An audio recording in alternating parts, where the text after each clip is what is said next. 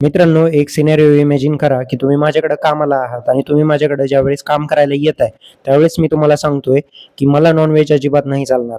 परंतु मला अजिबात नॉन-व्हेज चालणार नाहीये, त्यामुळं मी तुम्हाला सुद्धा ते खायला मनाई करतोय. इव्हन तुम्ही तुमच्या घरून बनवून आणायला सुद्धा मी त्याला मनाई करतोय. असं जर कुठं घडत असेल, तर मी फक्त हे इमॅजिन करायला सांगतोय. आत्ताच्या घडीला महाराष्ट्रातली परिस्थिती अशी आहे, मोठमोठ्या मेट्रो शहरांमध्ये, मोठमोठ्या कंपन्यांमध्ये ही गोष्ट घडत आहे आणि ही गोष्ट जाणीवपूर्वक केल्या जात आहे आणि महाराष्ट्र सरकार जे आहे याकडे दुर्लक्ष करते किंवा याच्या संबंधित जर कोणी एम्प्लॉयी कंप्लेंट करायला गेला किंवा कामगार कंप्लेंट करायला गेला, तर त्याच्या विरोधातच खोटी मानहानीची, डिफेमेशनची केस टाकल्या जाते.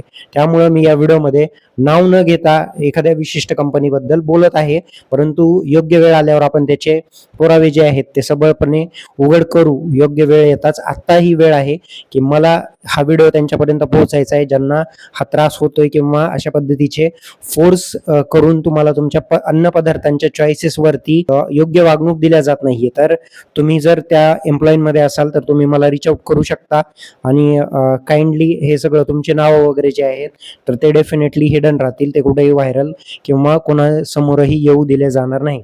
याची काळजी मी घेईल डेफिनेटली.